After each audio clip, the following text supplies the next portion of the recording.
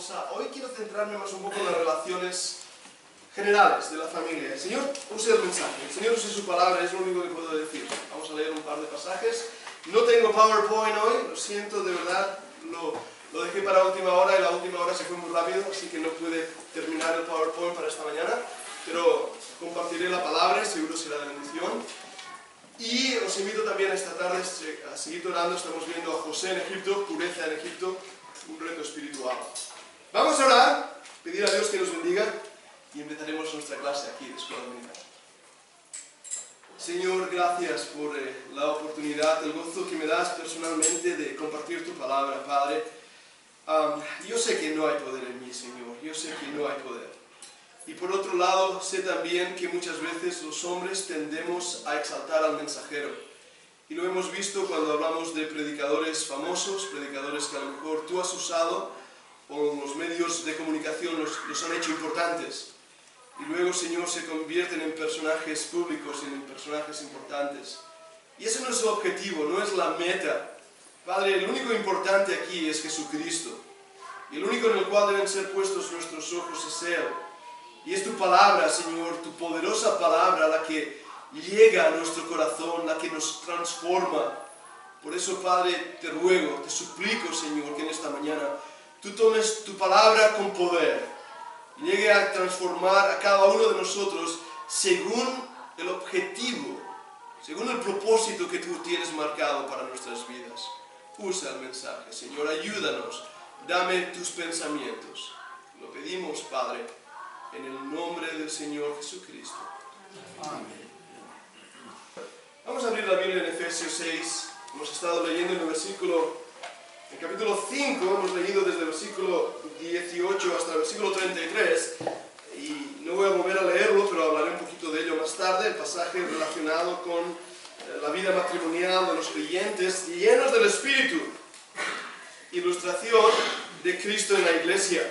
Pero vamos ahora al capítulo 6, leeremos desde el versículo 1 hasta el versículo 12. Efesios 6, 1 al 12. Dice: hijitos, obedeced en el Señor a vuestros padres, porque esto es justo. Honra a tu padre y a tu madre, que es el primer mandamiento con promesa, para que te vaya bien y seas de larga vida sobre la tierra.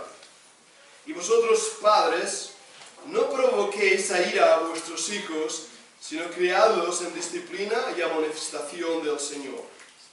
Siervos, obedeced a vuestros amos terrenales con temor y temblor, con sencillez de vuestro corazón, como a Cristo, no sirviendo al ojo como los que quieren agradar a los hombres, sino como siervos de Cristo de corazón, haciendo la voluntad de Dios, sirviendo de buena voluntad como al Señor y no a los hombres, sabiendo que el bien que cada uno hiciere, ese recibirá del Señor, sea siervo o sea libre.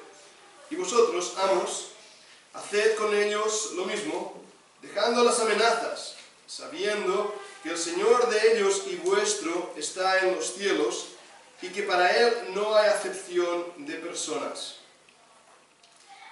Por lo demás, el versículo 10, hermanos míos, fortaleceos en el Señor y en el poder de su fuerza. Vestíos de toda la armadura de Dios, para que podáis estar firmes contra las asechanzas del diablo. Porque no tenemos lucha contra sangre y carne, sino contra principados, contra potestades, contra los gobernadores de las tinieblas de este siglo, contra huestes espirituales de maldad en las regiones celestiales. Y vamos a leer también en Colosenses, capítulo 3. Un poco más adelante en el pasaje, Colosenses capítulo 3, versículo 18.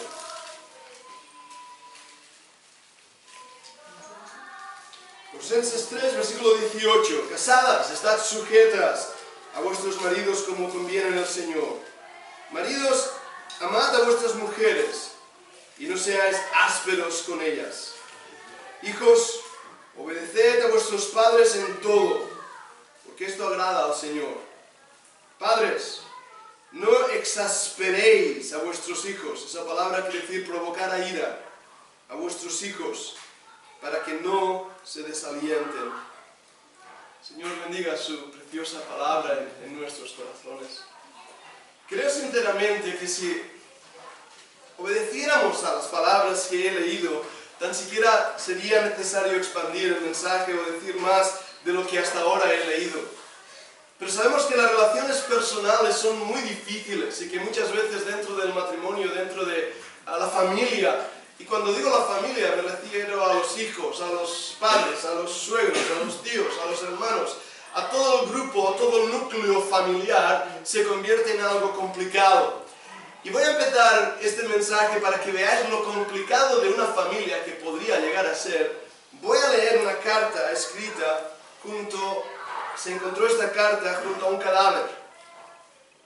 Y es un poco triste que se haya encontrado ahí, pero pronto vais a entender por qué. Es un poco un tono de humor, pero que manifiesta claramente la complejidad de la familia.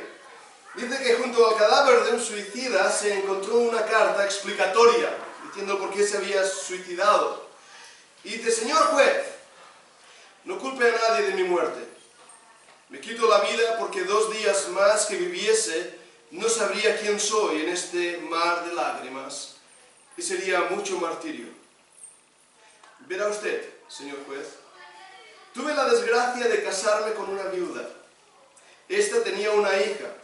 De haberlo sabido, nunca lo hubiera hecho. Mi padre, para mayor desgracia, era viudo. Se enamoró y se casó con la hija de mi mujer. ¿Hasta ahí lo seguís?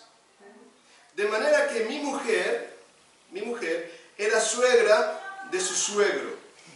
Mi hijastra se convirtió en mi madre y mi padre al mismo tiempo era mi yerno. ¿Correcto? Al poco tiempo mi madrastra trajo al mundo un varón, que era mi hermano, pero era nieto de mi mujer, de manera que yo era abuelo de mi hermano. Con el correr del tiempo, mi mujer trajo al mundo un varón que, como era hermano de mi madre, era cuñado de mi padre y tío de sus hijos. Mi mujer era suegra de su hija. Yo soy, en cambio, padre de mi madre. Y mi padre y su mujer son mis hijos. Además, yo soy mi propio abuelo. Señor juez, me despido del mundo porque no sé quién soy. Y qué cierto, yo no sé si esto es un caso verídico o no. Tenía una alumna que era antropóloga y le dije: ¿qué piensas de esto? Se lo di en inglés, además más complicado en inglés. Y ella iba leyendo, iba riéndose y decía: sí. Tiene total sentido, tiene realmente total sentido. Pero eso no es un buen ejemplo de la complejidad de la familia, ¿verdad que sí? La luna de miel cuando empezó era un invento buenísimo. Ayer lo decía en la boda. En arqueología se ha descubierto el inicio de la luna de miel en Babilonia. Lo que hacían cuando una parejita se casaba, tomaban la casa donde iban a vivir y untaban la fachada de miel. Les invitaban a entrar dentro de la casa y por 28 días, una luna, no podían salir de la casa. Tenían simplemente que estar ahí disfrutando de su luna de miel. Qué bonito, ¿verdad? Yo hubiera llenado toda la casa de miel, no solo la fachada. Qué bonito, eso era algo extraordinario. La Biblia es mucho más extraordinaria. En el Antiguo Testamento habla sobre cuando un matrimonio iniciaba, que el varón no podía ir a la guerra por 1 año. No podía trabajar por 1 año. Tenía que dedicarse ese año a, dice esa palabra, satisfacer a su esposa.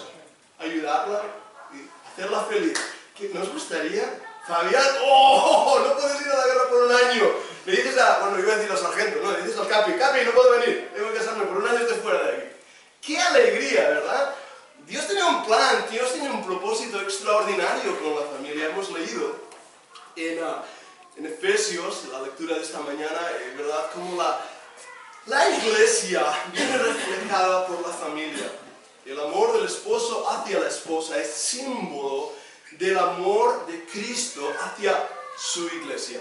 En las notas de Scofield, en la cabecera, pone cómo el hombre espiritual, la mujer espiritual, son símbolos de esta unión perfecta. Me gusta que lo haya puesto porque la realidad es que muchas veces el matrimonio no es una luna de miel, es una luna de hiel. Es una luna de amargura, de problemas, de luchas. Y uno se pregunta, bueno, ¿cómo ha empezado esto? ¿Por qué ha sido así?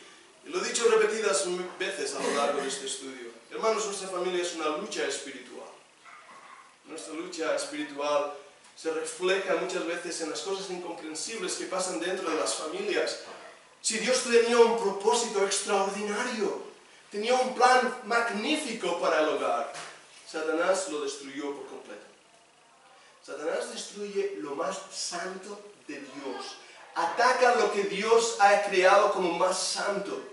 Lo ataca, lo pulveriza, lo destruye. Y por eso el matrimonio está en el objetivo de la familia. Cuando digo matrimonio es la relación entre el esposo y la esposa. Pero como consecuencia, también el resultado es la familia. La familia es atacada, los hijos. Relación padres e hijos, hijos y padres. La relación entre hermanos, hermanos de sangre. Muchas veces peleados sin hablarse por años. La relación con los suegros, ¿verdad? A veces bromeamos, dices, y no es broma, esto es ruso, me parece. Tengo una hermana aquí que habla en ruso y iba a decir, ¿cómo se dice suegra en ruso? ¿No se estorba? ¿Verdad que sí? La palabra ya dice mucho. ¿Sabes el símbolo de la paz para el hogar en chino cuál es? Es una casita, son dos rayitas, dos techos, y una rayita en medio. Eso quiere decir paz. Y ese símbolo es muy simbólico, no es un símbolo por eso, es un hogar, una casita, con una mujer dentro. Eso es paz. ¿Sabes cuál es el símbolo de guerra? Y esto no es chiste, es verdad. Es una casita con dos palitos dentro. Eso es guerra. Y es así. Pero este no es el propósito de Dios. En esta introducción también quiero decir algo importante, es cómo se inicia la familia, cuál es el origen y el matrimonio, ¿verdad? Ayer estuvimos en una boda, y yo nunca he visto una boda fea, me encantan las bodas, haya lluvia o no haya lluvia, son todas tan bonitas y todo el mundo se fija en la novia. Yo lo primero que hago es decirle al novio lo guapo que va, porque es verdad, pobrecito, pero verdad, nos fijamos en la novia y tiramos flores o arroz, símbolo de la fertilidad, o la vemos entrar, vestido blanco, y la vemos a la novia toda arreglada y todo está bonito, y los comensales y la comida y todo eso. Pero ha sido siempre así. ¿Cómo fue la boda de Adán y Eva? ¿Lo habéis pensado? Es hasta gracioso un poco. Dios hace que se duerma. Ahí está el pobre Adán durmiendo, y cuando despierta de su sueño tiene algo nuevo en su vida. Tiene una costilla menos y tiene una bendición más, su esposa. Y Dios la trae a Adán, eso es lo que Dios la trae. Dios trae a esa ayuda idónea, a esa persona especial a la vida de Adán. Y Adán la ve y se da cuenta que es una ayuda idónea, que ha sido tomada de él. Y él mismo dice, será llamada varona, porque del varón fue tomada. La palabra en hebreo, la palabra varón es ish. La palabra varona es isha. Hay una unión incluso lingüística ahí. Y empieza una relación extraordinaria. No hubo confeti, no hubo arroz, no hubo nada de eso. Solamente hubo ahí Dios uniendo a una pareja. Y después Dios da el mandato del matrimonio. Dejará al padre, a su madre, dejará al hombre, a su padre y a su madre. Se unirá a su mujer y los dos serán una sola carne. Y en esa fórmula está la fórmula del matrimonio. Hay un dejar. Hay un dejar. Y muchas veces a los jóvenes, cuando hacemos consejería matrimonial, lo digo, aunque duela, y siempre duele, pero debéis dejar el hogar de vuestros padres. Debéis dejarlo atrás. No quiere decir que no vayas a ver a la mamá de tanto en tanto, ¿verdad? No la lleves la ropa sucia, ya no hagas eso. Pero ves a ver a mamá, ves a ver a papá, tengas una relación con ellos, pero tienes que dejar. Y es importante también, padres, que entendamos que ahora nuestros hijos han dejado nuestro hogar y que son responsables, aún en decisiones que a lo mejor no nos gustan, y las habrán que tomar, y tendrán que aprender sus lecciones. Pero hay un dejar, y hay un unir.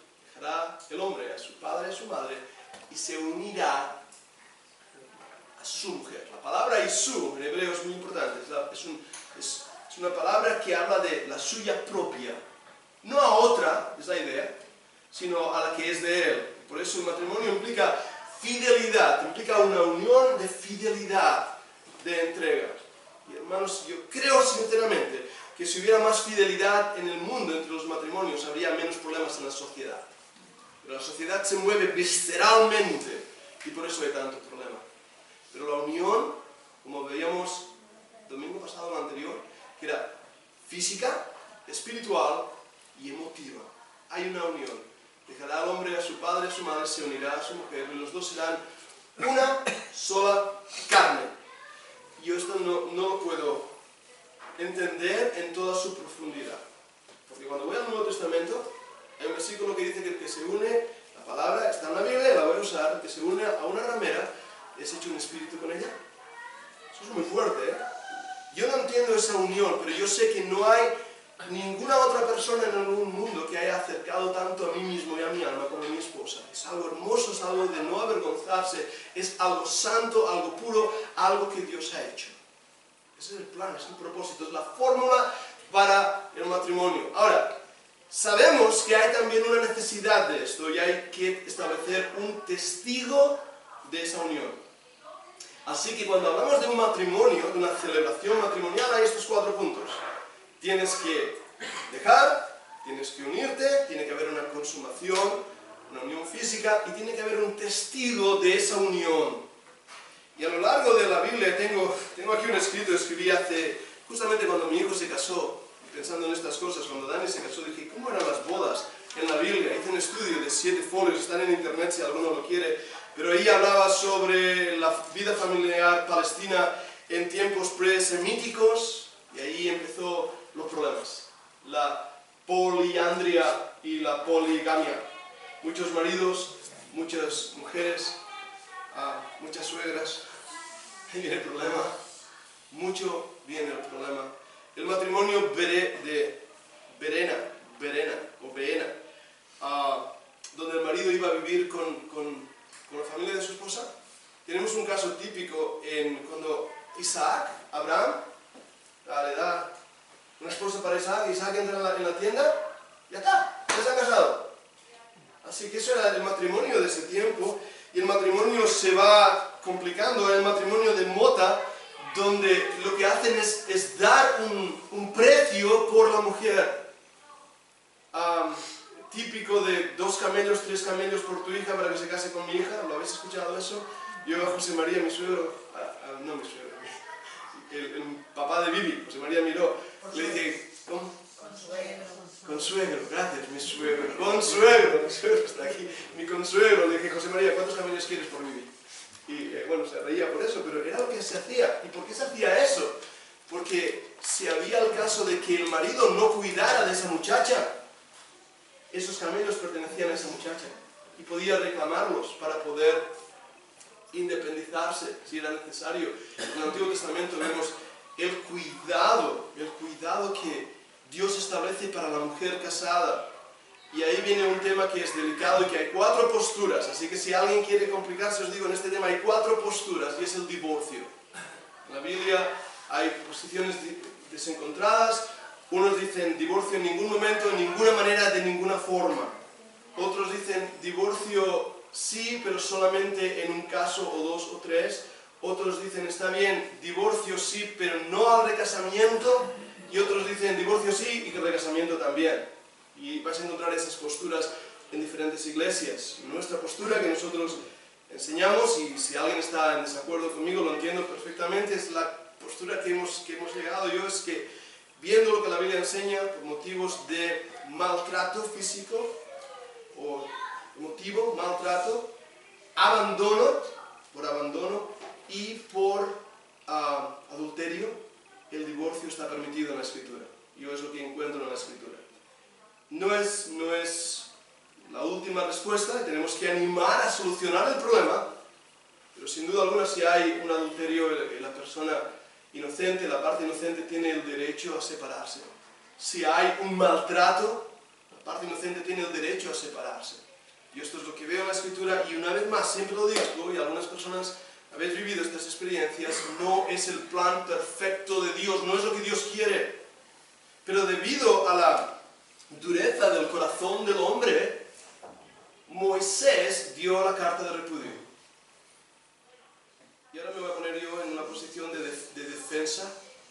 Moisés es era más espiritual y sabio que yo, si Él lo hizo, ¿cuánto más yo puedo decir, mira hermano, ¿entendés lo que estoy diciendo? No es lo que Dios quiere, pero hay momentos donde la dificultad llega a un punto donde los planes de Dios son rotos y duele mucho, y los que habéis vivido esa experiencia lo sabéis. Entonces, ¿qué voy a decir que no sepáis?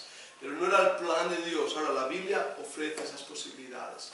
Y después, a lo largo del Nuevo Testamento, encontramos... Estoy yendo muy deprisa con estas notas, porque ya digo, son cosas muy técnicas, no os quiero aburrir, pero quiero que conozcáis esto. El matrimonio dentro de los tiempos bíblicos fue cambiando. La mayoría de veces era un esposo y una esposa. Ese es el plan original de Dios. Y Dios honra el matrimonio al punto de que el primer ministerio en la vida pública del Señor Jesús fue una boda, las bodas de Canaán. Y qué gozo, ¿verdad? Que el Señor incluso le pidieron ayuda. Yo creo que estaba ahí de invitado y le dijeron, pues se han quedado, María fue y le dijo, se han quedado sin vino. Y el Señor Jesús multiplicó el vino.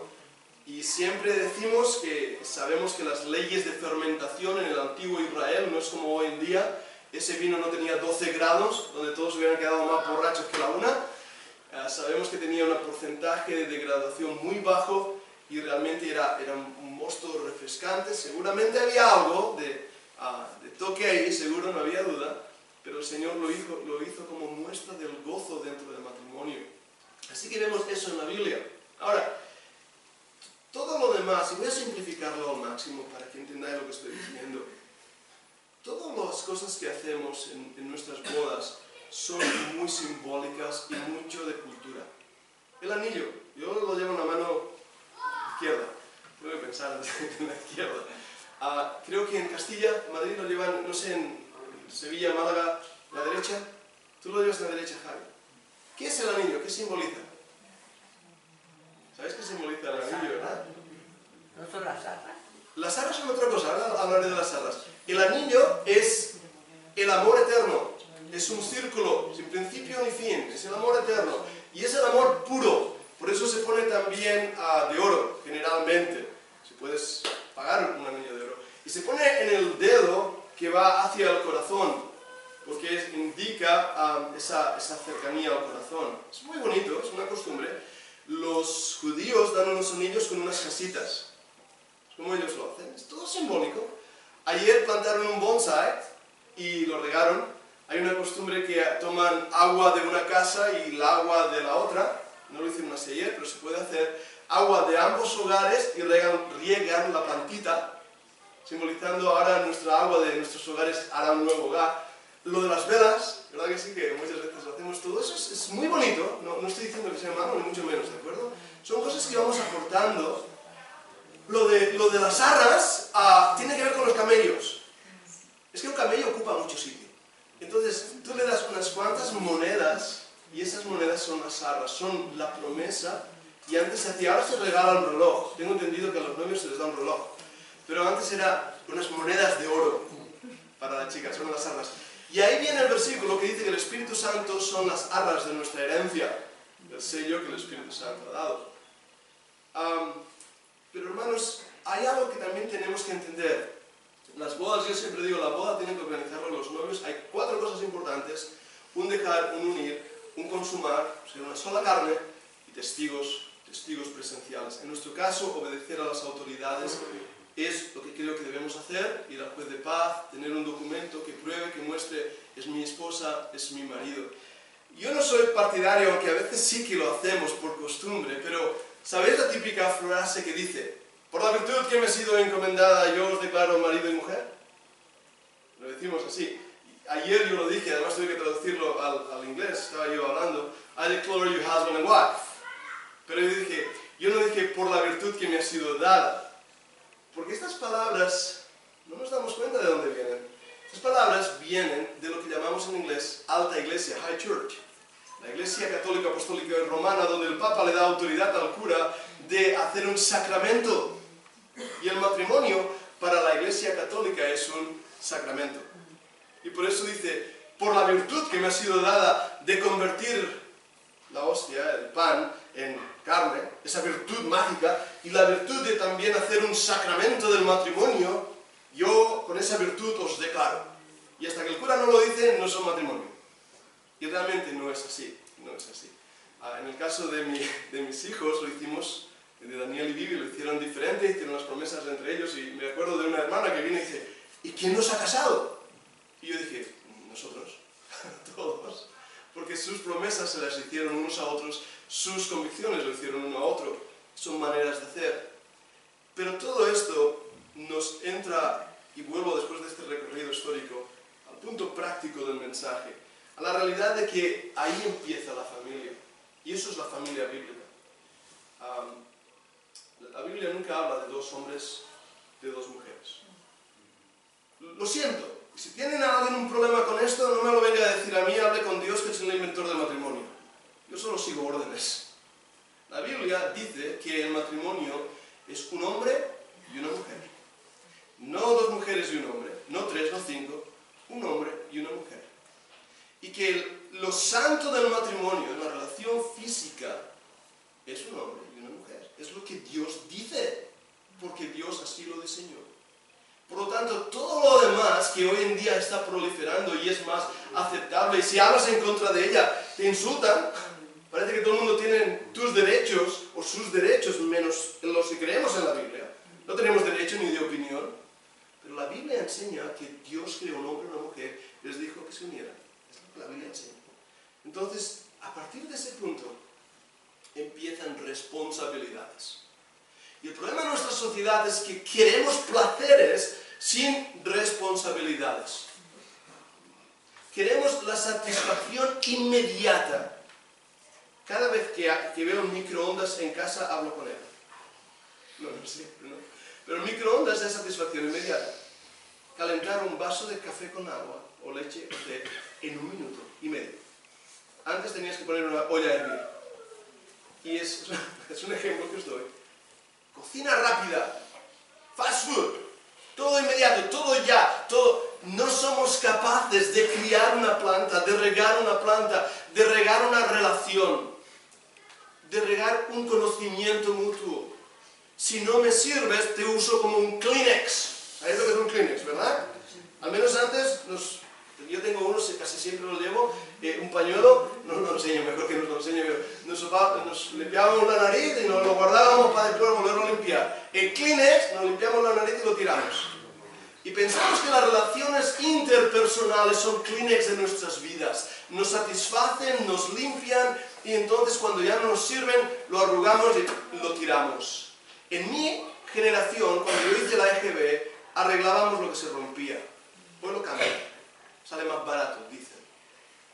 Pero la realidad es que eso en nuestra mente hace que si nuestras relaciones no funcionan, ¡pum!, nos las cargamos rápidos. La Biblia dice, marido, amad a vuestra esposa 4 veces. 4 veces lo dice. Dice, esposa, obedece. Uy, lo que he dicho. He dicho, esposa o mujer, obedece a tu marido. Uf, eso es una palabra. Eso es degradante. ¿Verdad? Movimiento feminista, uy, eso es degradante. El movimiento feminista es lo que más ha esclavizado a la mujer, si soy sincero. Porque hemos perdido de vista los roles que se están llevando a cabo en nuestra sociedad de una manera tan confusa, tan fuera de lo que Dios planeó originalmente, que ahora un hombre no sabe cómo ser un hombre, una mujer no sabe cómo ser una mujer. Y un matrimonio no sabe cómo ser un matrimonio. Y los hijos no saben cómo ser hijos. Nadie sabe qué es ser qué y qué soy yo. Por eso al final esas cartas que he leído, señor juez, me suicido porque no sé quién soy. Pero esa es la realidad mental dentro de las personas. No sabemos qué rol ocupar y cuál es nuestra responsabilidad. Esposo, ama a tu esposa. Porque es lo que más nos cuesta. Los hombres somos toscos, somos brutos. Cariño, ¿me quieres? Sí, ¿no te acuerdas? Te lo dije hace 50 años cuando nos casamos. Si cambio de opinión te lo haré saber. ¿Verdad? Somos así, no sabemos que nuestra esposa necesita oír que la amamos. Varón, si quieres ganar a tu esposa, empieza por sus oídos. Aparte de que es una zona sensitiva, lo sé. ¿De acuerdo? Ver eso. Así está, muy bien. Escucha, escucha. Oye, atento a lo que dice. Pero esposa, la Biblia dice, respeta a tu marido. Hay un libro que os aconsejo leer, lo hemos tenido en la iglesia, se llama Amor y Respeto. Porque el problema muchas veces es que cuando el hombre pierde el respeto, pierde su lugar en el trabajo, en los estudios. Los chicos, yo me doy cuenta en nuestro trato, luego veo a Javi, boom, le doy una colleja, y eso quiere decir te quiero mucho.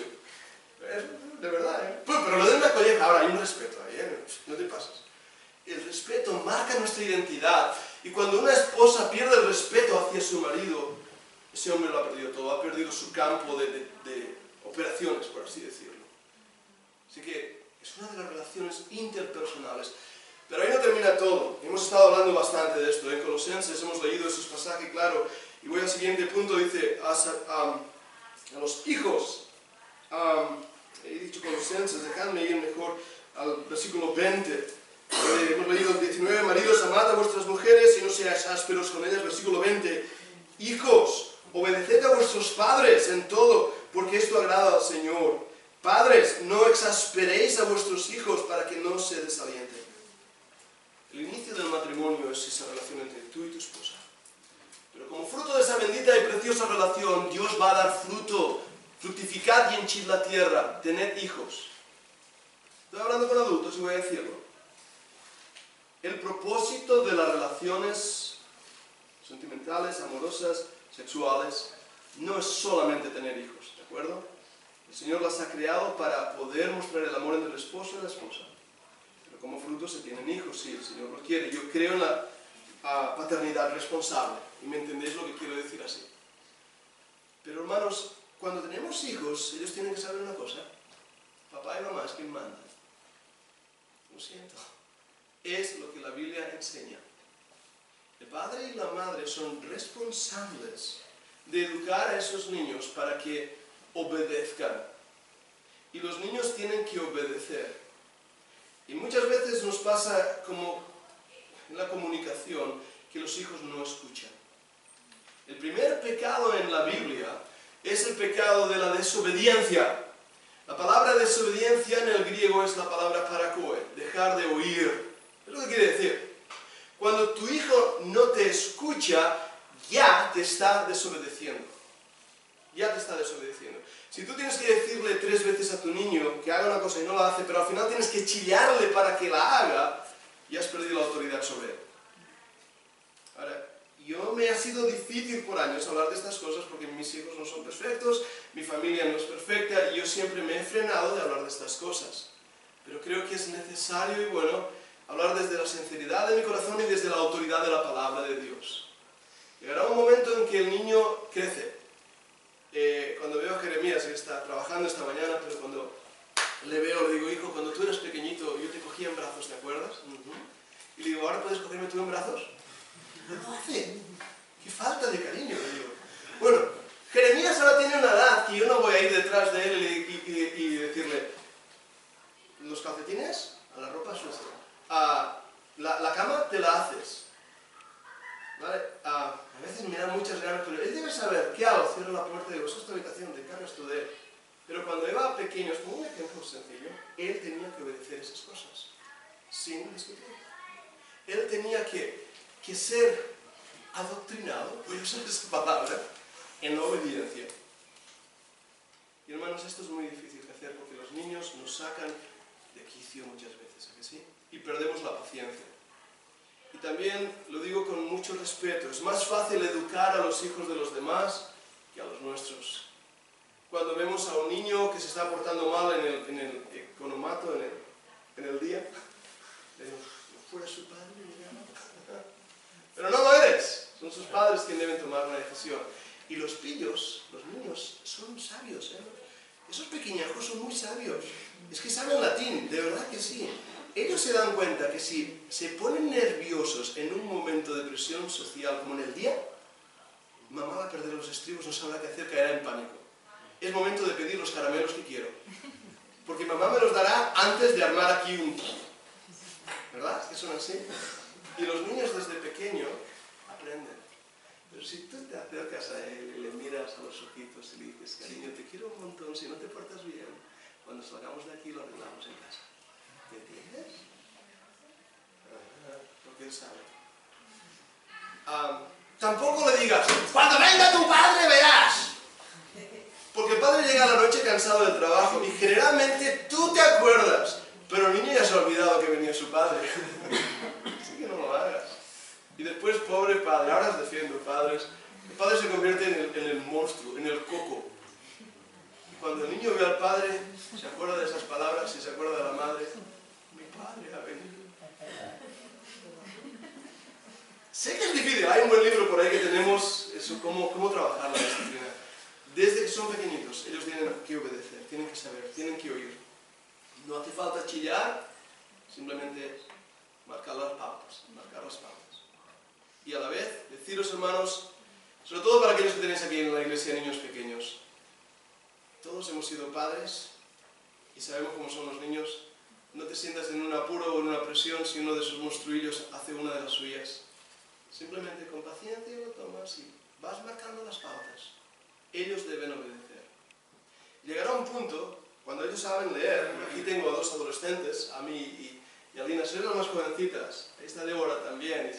Pero bueno, los más jóvenes ya sabéis estas cosas, pero está ahí en la Biblia, tan claro, hijos, obedeced a vuestros padres.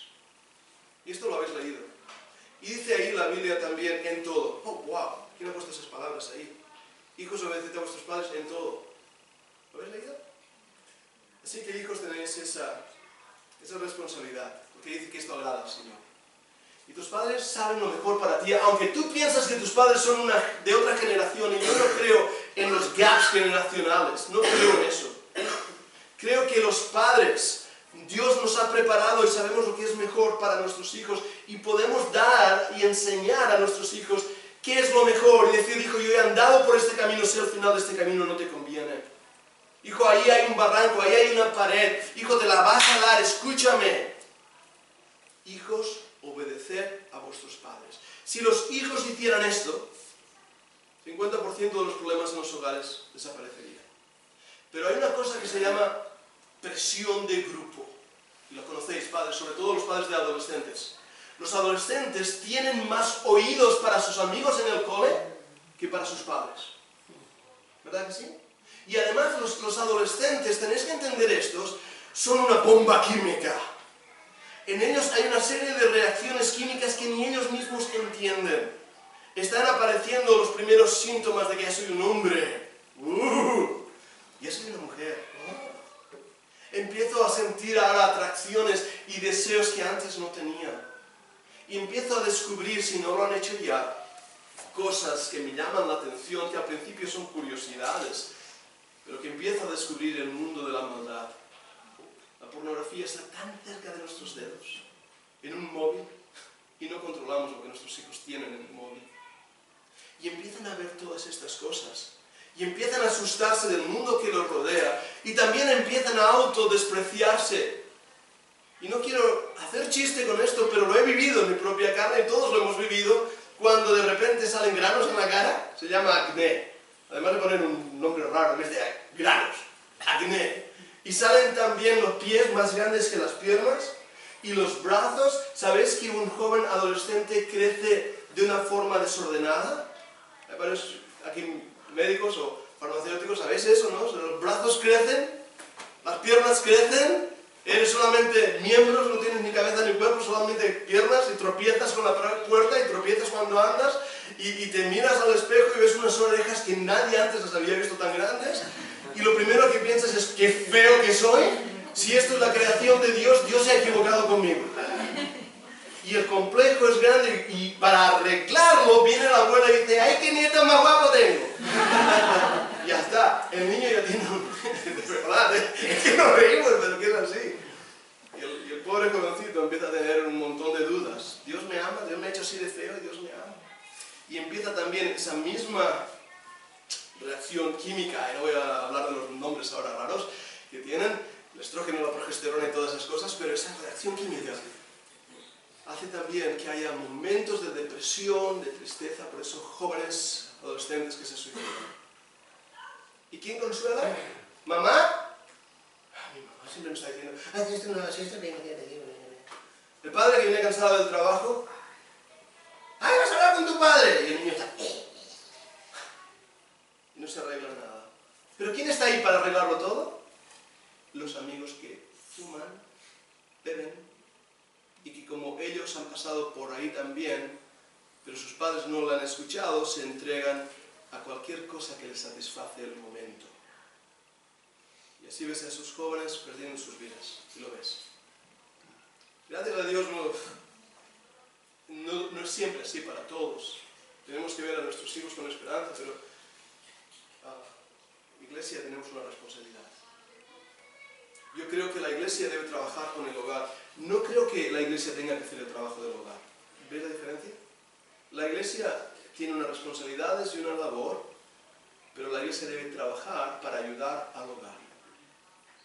Y debemos hacer lo posible como Iglesia, orar y amar y aconsejar. Yo intento no ser de tropiezo para los jóvenes, los niños, darles mi amor, mi cariño. Yo creo que eso es bíblico, y enseñarles que deben obedecer. Y a veces cuesta, cuando en la escuela dominical ves a niños que no obedecen y no tienes mucha opción, pero te das cuenta que la opción es ganarles. Me encantan los niños tremendos, decimos en castellano. Ahora les llaman que tienen TDAH, he dicho en catalán TDAH. El síndrome este de hiperactividad. No os preocupéis, mi hermana cree que yo lo tengo. Y hay personas mayores que lo tienen. Yo no creo que lo tenga, pero me gusta hacer 4 cosas a la vez. Me encanta eso. Pero, ¿sabéis una cosa? Son niños con un potencial tremendo, que deben aprender a obedecer. Puedo ir un paso más allá. Padres, dice el versículo 21, no exasperéis a vuestros hijos para que no se desalienten. Lo peor que puedes hacer es humillar a tu hijo. Nunca. Tu hijo tiene problemas y cada hijo es diferente y no hay un hijo mejor que el otro. No hagas diferenciación de hijos. Darle todo el amor, y aquellos que tienen una necesidad diferente, trabajad con esa necesidad. Ved su potencial. Si un niño es inquieto, dale algo a hacer, dale algo que te ayude.